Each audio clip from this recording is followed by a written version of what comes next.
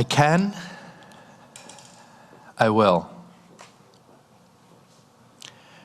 I can, I will. Repeat that together with me. I can, I will. I can, I will. Breathe that into your heart space and close your eyes. I can, I will. I can, I will. And now open your eyes. I can, I will. Just be aware of your inner state before you said those words and after, during the experience, and if it shifted for you or not. That's essentially today's lesson right there.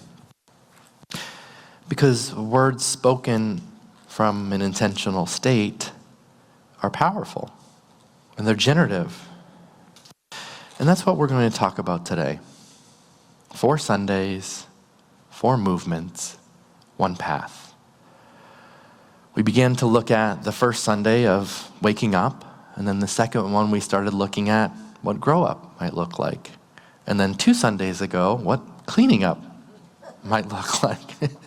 Sometimes we need a lot of Clorox and a pressure washer. And today we look at the 4th and the final part of the series. We begin to look like what intentional showing up looks like. We have such powerful discussions on our last Saturday of the month at 9 a.m. for the spiritual and emotional maturity on Zoom. Check that out with the material from Tony's book, last Saturday of every month on Zoom. You can come join us. It was really interesting, the awareness, because we get to show up and learn from each other through our shares of applying the teachings and the tools.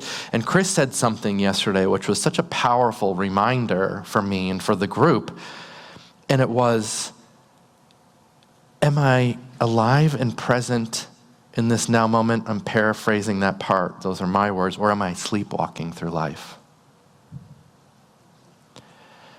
Am I alive and present in this moment, or am I sleepwalking through life? You know, Michael Jackson's Thriller, all those zombies and the video.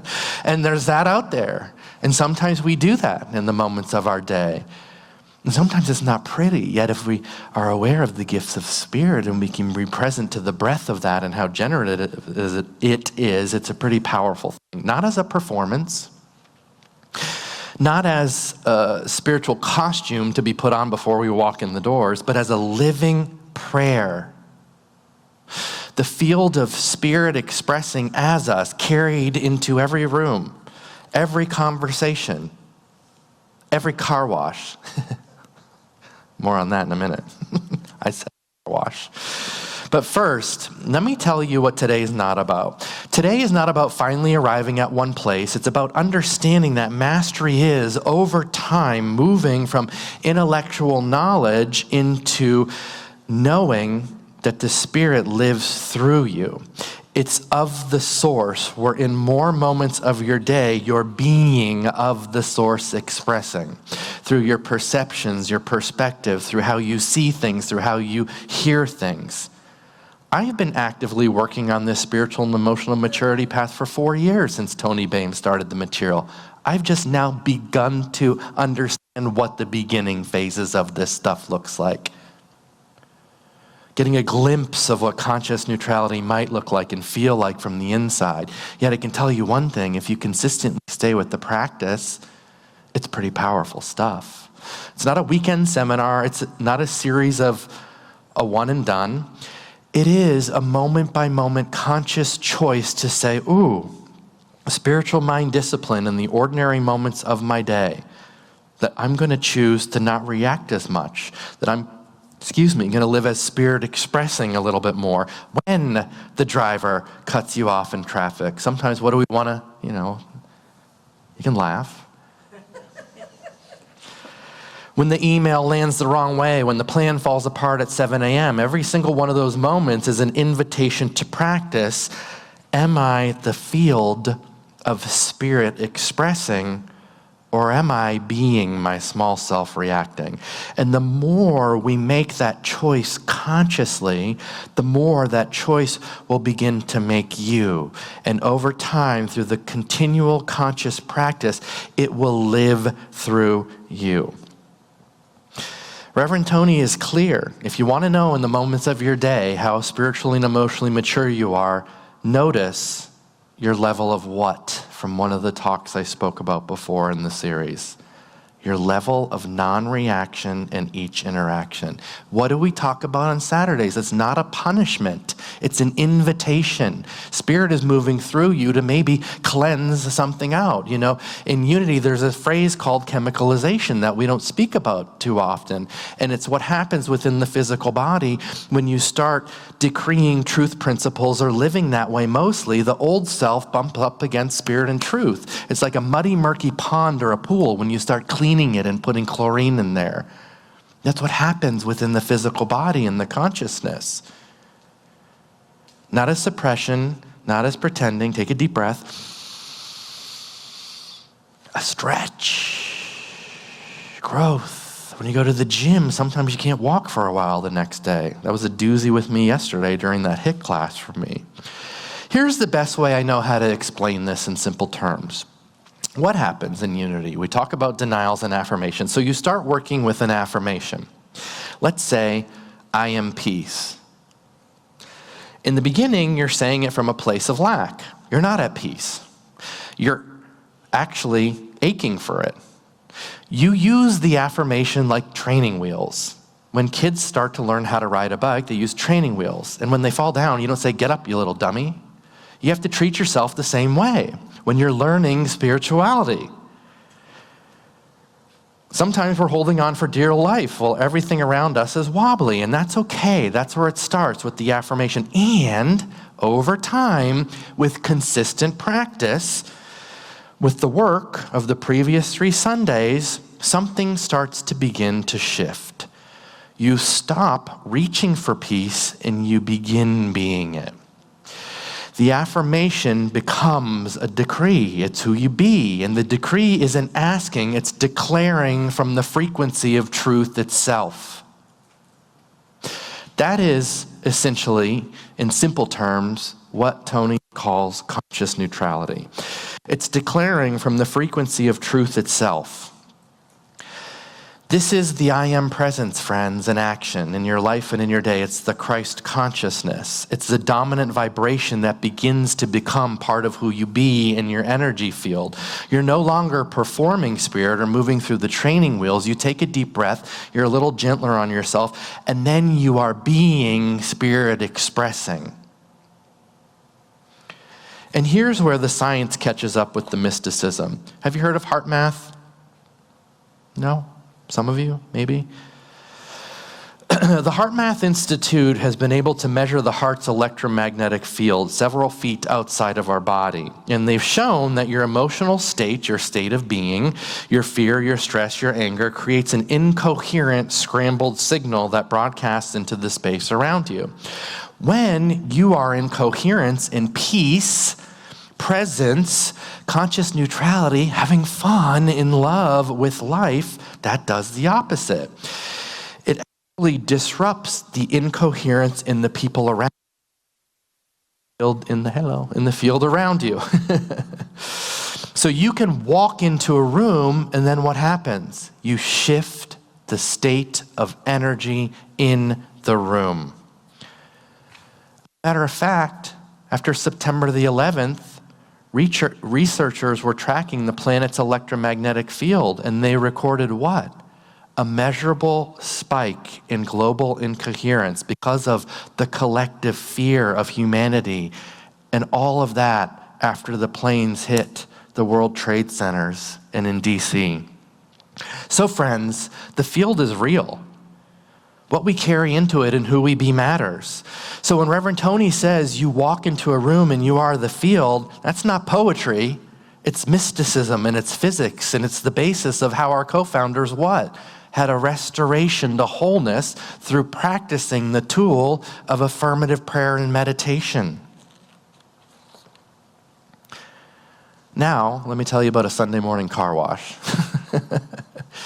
Some of you know, and not all of you do, but Cynthia knows that I love going to the car wash a lot because I appreciate my car. As a matter of fact, I have a subscription and I take my car to the car wash every day because I like to take care of the things I have.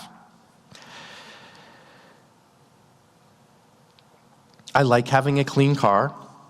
A well cared for car matters to me, and it's how I honor what I've been given.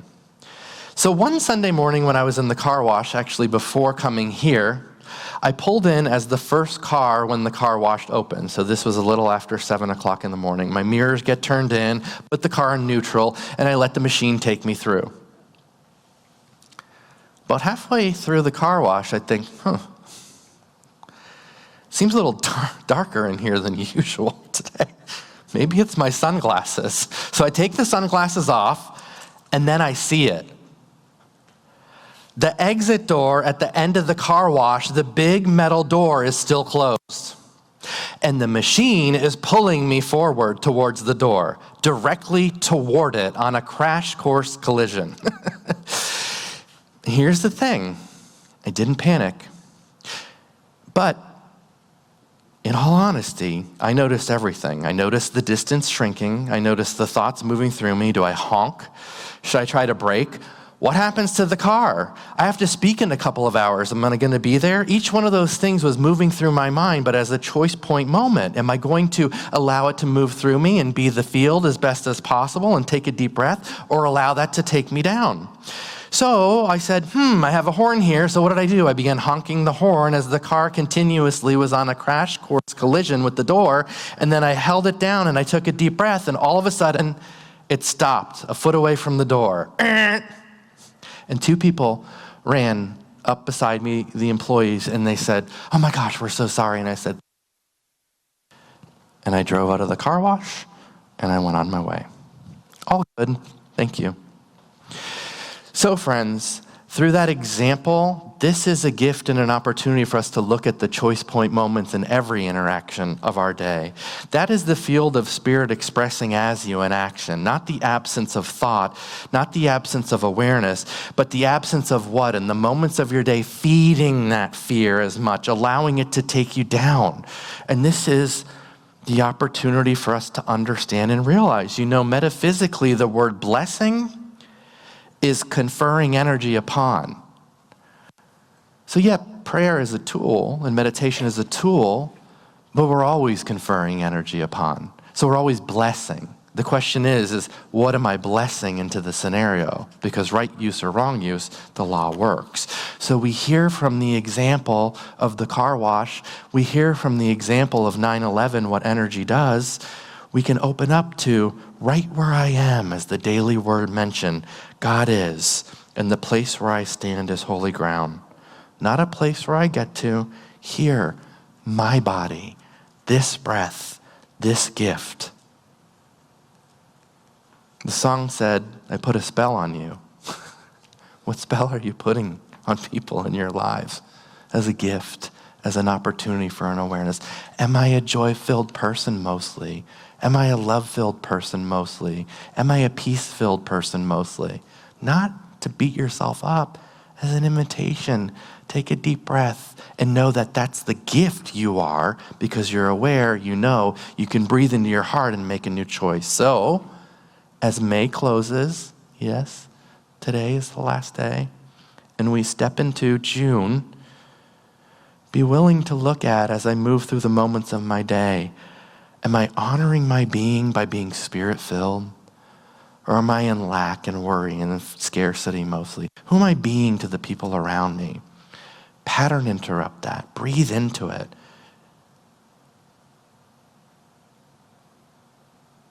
There's infinite possibilities available to us, friends, in each and every moment of our day. And here's what I want to leave you with. Not a technique, not another thing to add to your list. You're already the field. You always have been. The real work is making sure the field you're being is the field of spirit expressing as you. Being that gift of love, not being that small self, not being in fear, being the gift of peace, being the field of giving good things, one conscious choice point moment of every day. I am the gift. I am alive. The Spirit is in this place. I can. I will. Take a deep breath in. I can. I will. I can. I will. Together. I can. I will. Again. I can. I will. I can. I will. As I move forward into this day, I know that I'm a blessing, a gift of Spirit, and I matter, and who I be matters, and I can go out and be that difference, that light and that life and that love in my life to the ones closest to me and to all I interact with. I can, I will, and so it is.